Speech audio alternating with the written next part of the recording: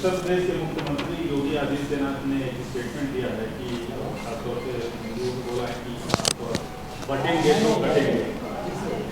इस मसले पे क्या बोलना चाहते हैं?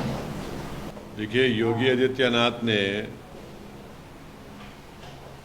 खुद वो भारत की बेइज्जती कर रहे हैं, भारत को कंपेयर कर रहे हैं बांग्लादेश से। क्या वो ये कहना चाहते हैं कि भारत में इलेक्शंस रिग होते हैं? क्या वो ये कहना चाहते हैं कि नरेंद्र मोदी की सरकार इनस्टेबल है? और भारत को बांग्लादेश से वो क्यों कंपेयर कर रहे हैं?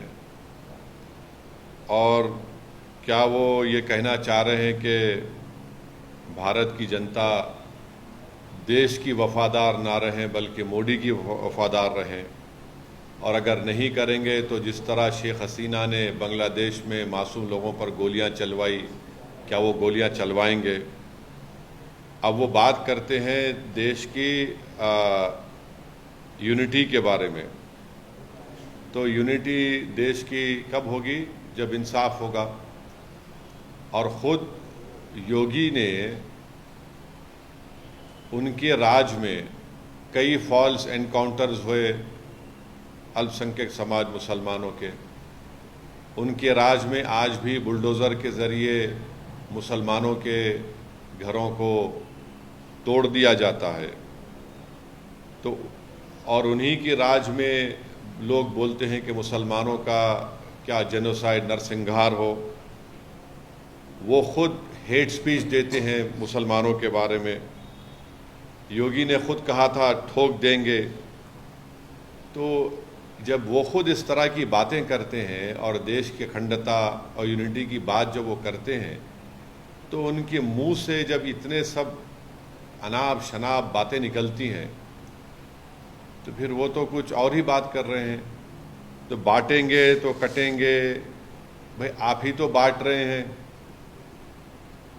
कौन बांट रहा है? आप ही तो बांट रहे हैं। आप ही ने कहा था कि इस बाई इलेक्शन जो होने जा रहे हैं उसमें मुसलमान और यादव ऑफिसर्स नहीं होना चाहिए। तो ये सब बातें जो हैं ये इसलिए कर रहे हैं क्योंकि उनको नज़र आ रहा है कि उन्हीं की पार्टी के लोग उनको हटाना चाहते हैं मुख्यमंत्री के पद से।